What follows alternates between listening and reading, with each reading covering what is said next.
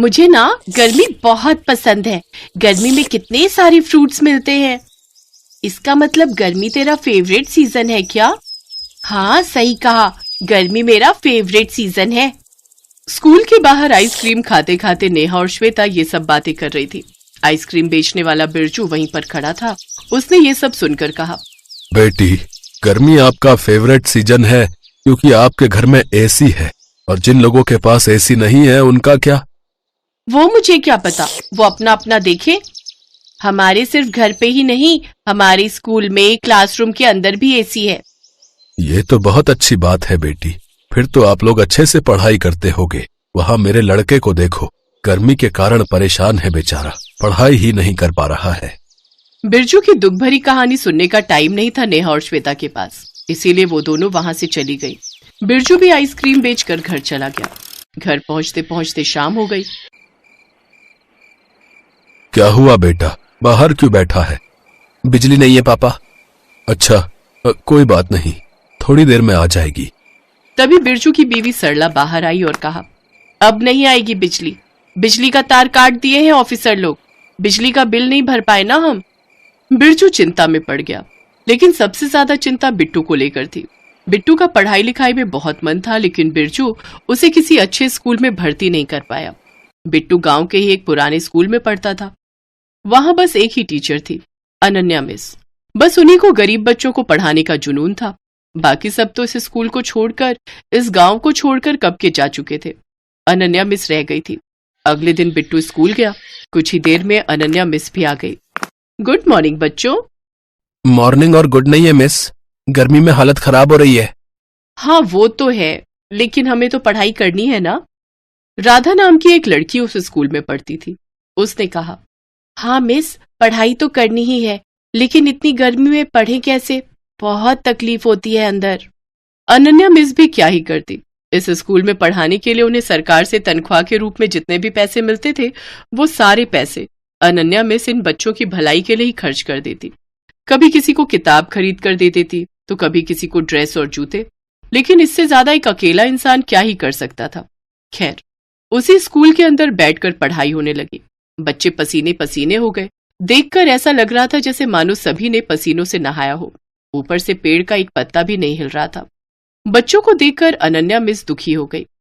बेचारे बच्चे बस पढ़ाई करने के लिए इतनी तकलीफ उठा रहे हैं। मैं आज ही प्रधान जी के पास जाऊंगी और स्कूल में बिजली और पंखे लगवाने के लिए कहूंगी।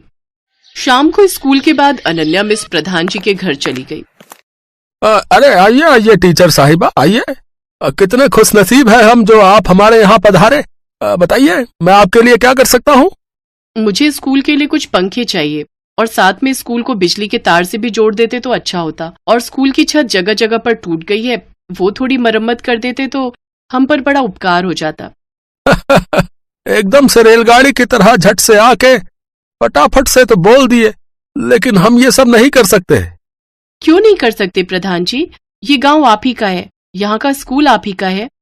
नहीं, वो स्कूल मेरा नहीं है, वो तो सरकार का स्कूल है। मेरा स्कूल तो वो प्राइवेट वाला है, जहाँ अमीरों के बच्चे पढ़ने के लिए आते हैं। वैसे भी कुछ ही दिनों के अंदर सरकार उस टूटे फूटे स्कूल को बंद कर देगी, खबर है मेरे पास। तब मेरे प्राइवेट स्कूल में जाने के अलावा और कोई रास्ता नहीं बचेगा। वो प्राइवेट स्कूल प्रधान जी का ही था। नेहा श्वेता के जैसे अमीरों के बच्चे पढ़ते थे वहां, और प्रधान जी ढेर सारा मुनाफा कमाते थे। एक टूटे फूटे स्कूल को ठीक करने में उनका क्या फायदा होता। अनन्या ये समझ गई और वहां से चली गई। अगले ही दिन एक सरकारी ऑफिसर एक नोटिस लेकर गरीबों के स्कूल के बाहर आए। अनन्या मैडम, हमने स्कूल को बंद करने का सोचा है। यहाँ पढ़ाई तो हो नहीं रही है, फालतू में हमें आपको सैलरी देनी पड़ रही है। ये क्या कह रहे हैं ऑफिसर साहब? हमें तो गांव के बच्चों को पढ़ाई लिखाई की ओर धकेलना चाहिए, और आप यहाँ स्कूल ही बंद करवा रहे हैं। यहाँ के बच्चे बहुत समझदार हैं, बहुत अच्छे मार्क्स लाते हैं। अरे रहने दीजिए, यहाँ के बच्चे अगर पढ़ाई लिखाई में अच्छे होते तो गरीब न रहते। असली स्कूल तो वो प्राइवेट स्कूल है, वहाँ कितनी सुविधाएं हैं। ठीक है, तो फिर आप उस प्राइवेट स्कूल के बच्चों के साथ इस स्कूल के बच्चों का एक टेस्ट करवा लीजिए। हर सब्जेक्ट में मेरे स्कूल के बच्चे ही फर्स्ट आएंगे। अच्छा, इतना कॉन्फिडेंस?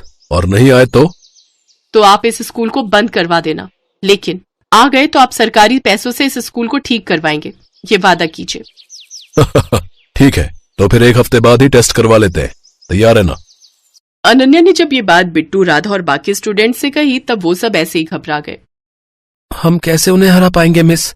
वो हमसे बहुत आगे है मिस, पढ़ाई लिखाई में भी बहुत आगे है, पता नहीं हम उन्हें कैसे हरा पाएंगे। देखो, ये स्कूल तो ऐसे ही बंद होने वाला था, लेकिन भगवान ने हमें एक मौका दिया है, हमें उसका फायदा उठाना चाहिए। भगवान हमारे साथ है। सभी बच्चे मन लगाकर पढ़ने लगे। उधर प्राइवेट स्कूल के बच्चे बड़े चिल थे। उनके लिए इन गरीब बच्चों को हराना बच्चों का खेल था। एक हफ्ता बीत गया और गरीब बच्चे प्राइवेट स्कूल में टेस्ट देने के लिए आए। स्कूल देखकर तो उनका दिमाग ही हिल गया। सभी एक ही रूम में टेस्ट देने के लिए बैठे, लेकिन तभी अचानक से बिजली चली गई। अरे, बिजली कैसे चली गई? एसी नहीं चलेगा क्या? ओहो, हम तो गर्मी से मर जाएंगे। और बिट्टू के लिए यही मौका था। सिर्फ बिट्टू के लिए नहीं, सारे गरीब बच्चों के लिए। उन्हें गर्मी में पढ़ने लिखने की आदत थी, लेकिन बिजली चले जाने पर अमीर बच्चों के दिमागों ने काम करना ही बंद कर दिया। गरीब बच्चों ने फटाफट टेस्ट दिया और पेपर सबमिट कर दिया, और ऐसे ही गरीब बच्चे टेस्ट में फर्स्ट आ गए। सरकारी ऑफिसर को अपना वादा पूरा करना पड़ा। गांव का टूटा फूटा स्कूल तोड़कर नया स्कूल बनाया गया, जहां एसी तो नहीं था, लेकिन सर के ऊपर फैन था, और वो इन गरीब बच्चों के लिए बहुत कुछ था। उसके बाद सभी गरीब बच्चे स्कूल में मन लगाकर पढ़ाई करने लगे।